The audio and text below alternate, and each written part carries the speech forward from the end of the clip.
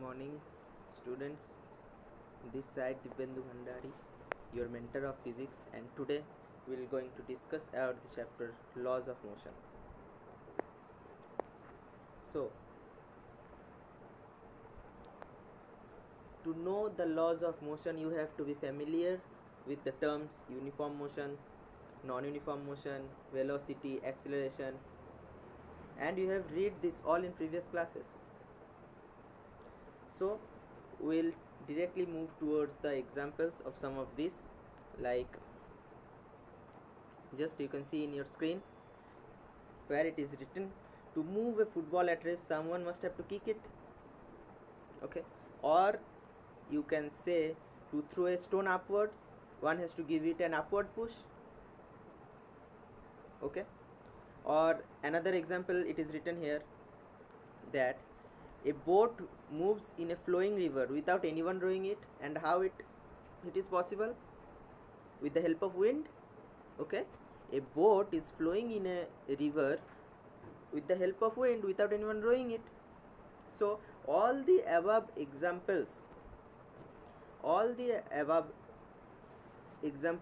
what you can conclude? What is common in all the above examples? Anyone can say it in comments. The common here in all the examples is an external agency is required to move the body, or you can say to displace a body. When you are kicking a football at rest, it displaces its position, okay. When you are kicking a football at rest, it displaces its position. When a boat is flowing in the river with the help of wind, it displaces its position. So what are the external agencies here? Here in case of boat, wind is an external agency which is giving it a push, or you can say giving it a force. Wind is the force which is helping the boat to move from to displace its position. Same in case of football, when someone kicking it, he or she is giving a force on the football or giving a push on the football.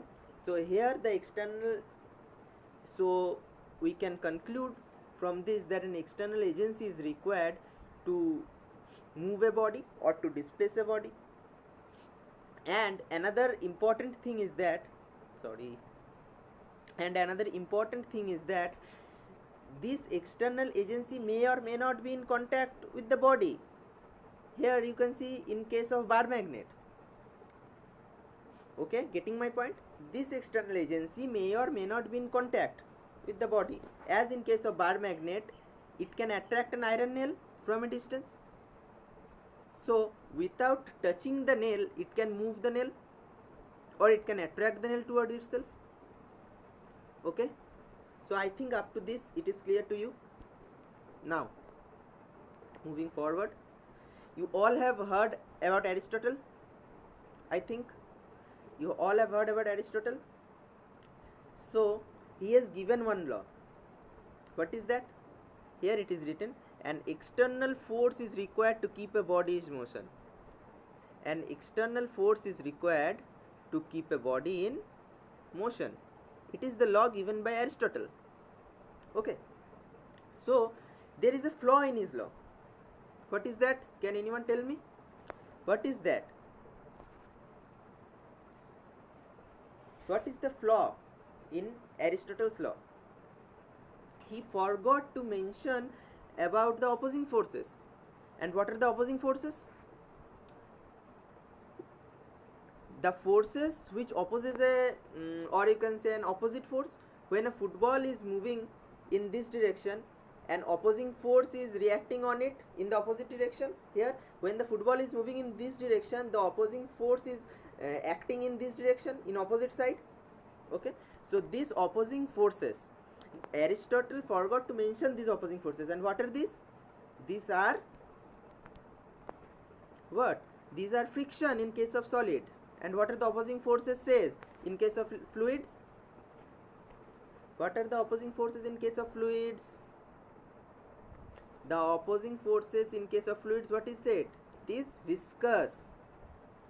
So Aristotle forgot to mention the opposing forces, which is friction in case of solid and another one is viscous in case of fluids.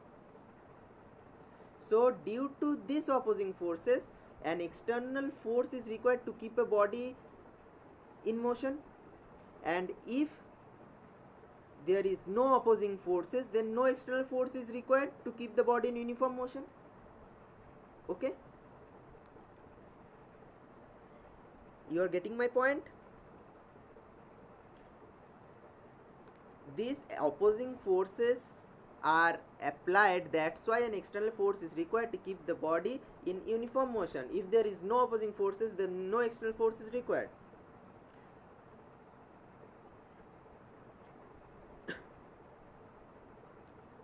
Next, now here, due to this flaw, Galileo started doing some experiments. What are his experiments? Galileo started doing some experiments and he concluded that motion of objects, I am coming to the experiments later on. After first I need to tell you what he concluded. So Galileo concluded that after doing some of the experiments, that the motion that an object moving in a frictionless horizontal plane, just mark my words, frictionless horizontal plane, an object moving on a frictionless horizontal plane neither have acceleration nor retardation. Aristotle didn't say these words. Okay, so Galileo after his experiments concluded that an object moving on a frictionless horizontal plane neither have acceleration nor retardation. Okay, it will move in a constant velocity. And what are the experiments done by Galileo? These are the experiments. Here are the pictures of some of the experiments that are done by Galileo. Okay, first of all, he has done the experiment, that is, he has taken a ball and observed its motion on an inclined plane, where first here you can see that the ball is moving from upwards to downwards and the ball is in acceleration. In the next picture you can see that the ball is moving from downwards to upwards, means it is in retardation. And in the third one, he observed the motion of a ball in an horizontal plane. Okay, so not only this, he again started doing experiments, and in the next experiment he has taken a double inclined plane. You can see here from the picture, he has taken a double inclined plane where a ball releases from rest of one of the planes, rolls down and climbs at the other end. So when a ball releases from one of the end, it rolls down and climbs at the other end. Ball rolls down from one of the end and climbs at the other end. If these planes are smooth, then the initial height of the ball will be equal to the final height of the ball. Getting my point? If this plane is smooth, then the initial height of the ball will be equal to the final height of the ball. Now in the second situation, he has taken a double inclined plane again, but here the slide is slightly decreased. Here the slope is slightly decreased. In the second case, here he has taken a slope where the end of the slope is slightly decreased.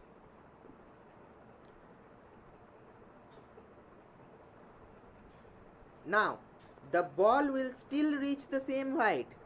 If the slope is smooth, then the ball will still reach the same height and it will travel a longer distance. So Galileo from this concluded, from all these experiments, Galileo concluded that an object moving on a frictionless horizontal plane neither have acceleration nor retardation. neither Galileo concluded that an object neither have acceleration nor retardation on a frictionless horizontal plane. It will move with a constant velocity. Okay, getting my point? Now, from this Galileo's ideas,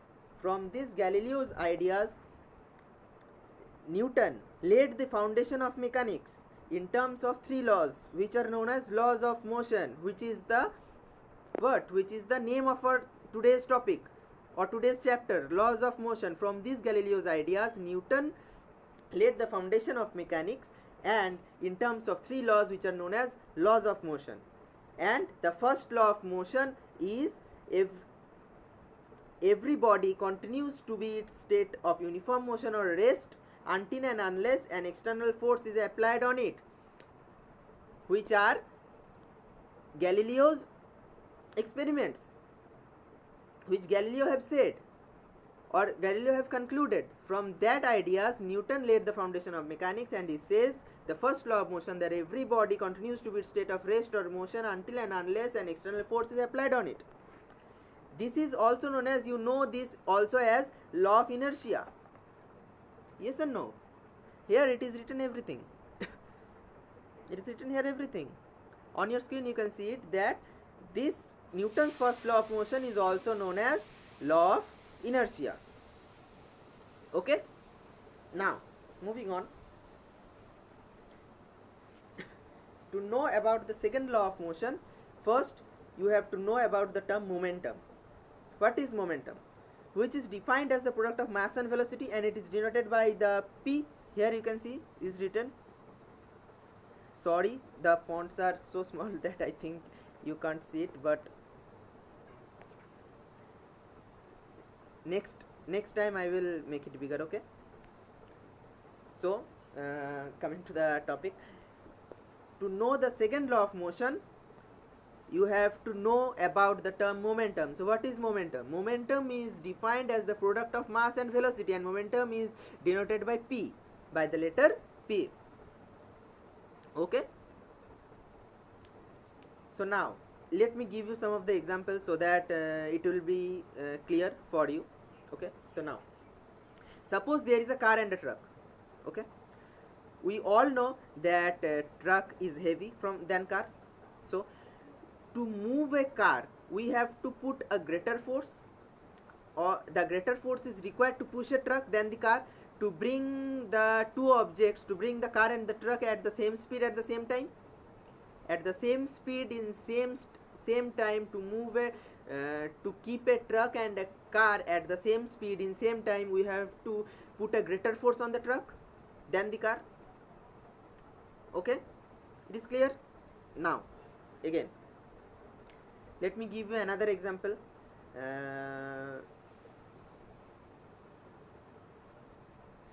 Let us take two stones. Okay, one is heavy and the other is light.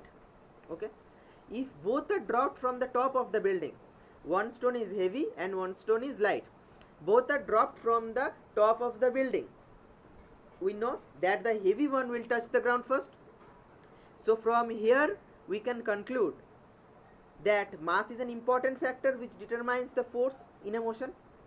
Mass of a body is an important factor because the heavy stone is touching the ground first. So mass is a very important factor that determines the force in a motion. Okay, now I think another example will be much better to you. That is, suppose a cricketer catches a ball.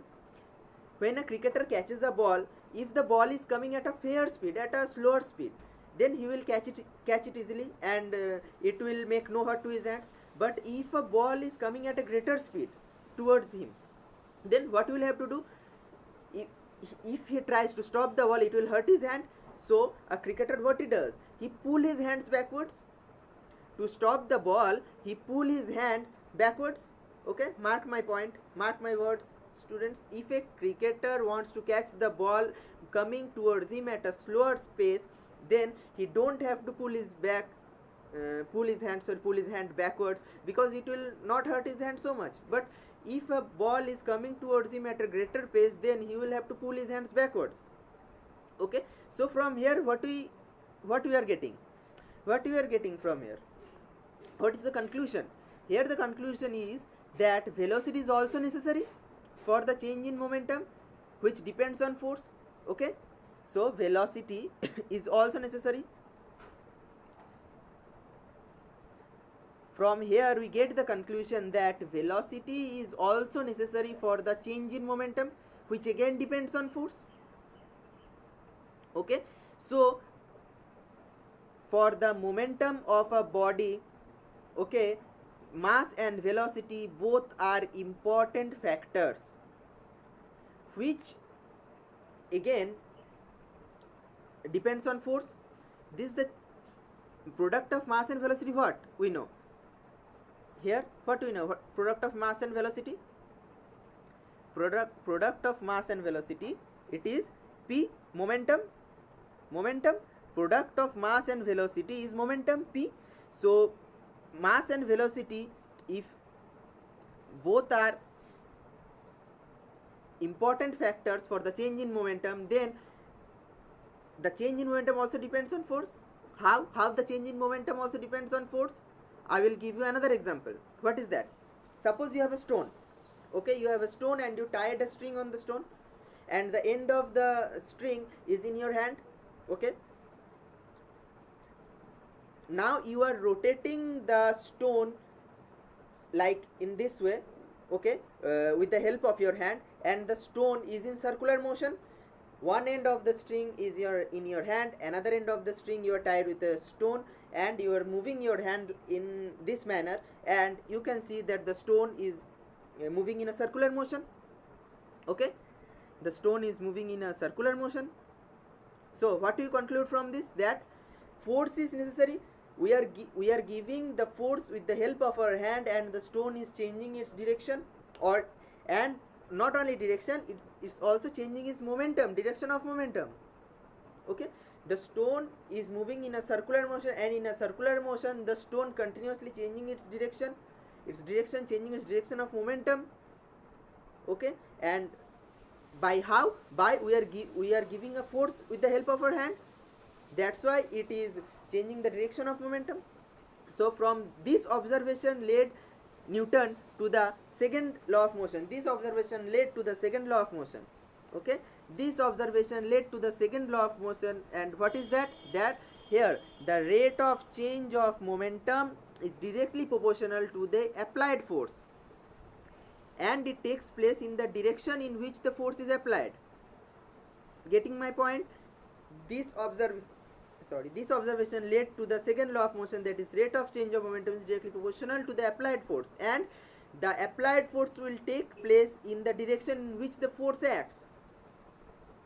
Okay, so now we know force is direct, as we have said, rate of change of momentum. Rate of change of momentum means, what is rate of change of momentum? Rate of change of momentum means here P.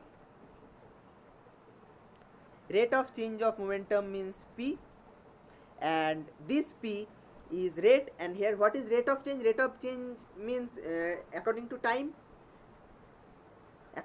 interval. So rate of change of momentum dp by dt we can say, and it is directly proportional to the force, which means force is directly proportional to dp by dt.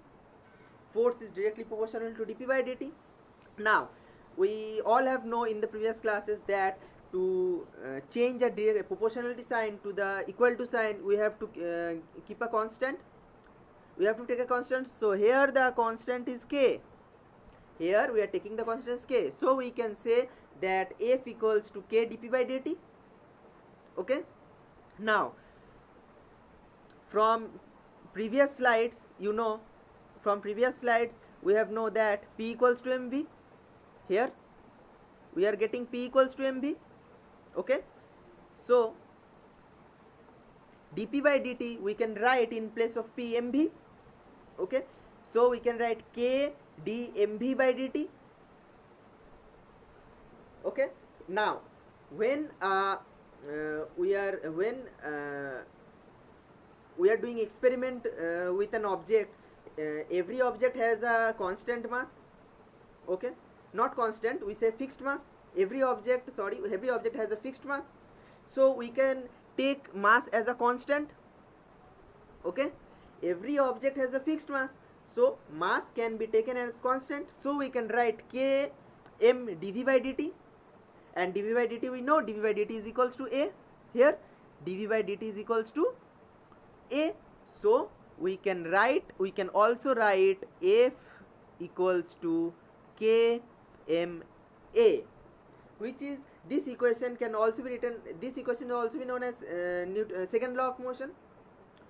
First equation is here, f equals to k dp by dt, and from this we have derived f equals to kma, okay. So this equation can also be written as Newton's second law of motion. You have to keep in mind that when you are writing this second law of motion, you have to write this word, rate of change of momentum. It's very important, students, it's very important. The rate of change of momentum is very important. You have to write it, otherwise your marks can be deducted. So the rate of change of momentum is directly proportional to the applied force, and you have to also write that it takes place in the and the applied force this takes place in the direction in which the force acts. The rate of change of momentum is directly proportional to the applied force and takes place in the direction in which the force acts, okay. So now the last one is Newton's third law of motion. It is familiar to all of you. Newton's third law of motion, you are reading it from class 9 only, but then also I will tell you what is Newton's third law of motion. You all know that every action has an equal and opposite reaction. It is written here, every action has an equal and opposite reaction, okay. Here the term action and reaction means nothing. Action and reaction, nothing else but only force. We are talking about here force, so action and reaction means nothing, that only force. Force always occur in pairs, okay. Force always occur in pairs, action and reaction, okay. You are getting my point, or you are familiar with this third law of motion, okay. So every action has an equal and opposite reaction, okay. So I think, students, you all have understood today's lesson very well, okay. I will see you again tomorrow. Thank you all for joining here. Thank you. Bye bye.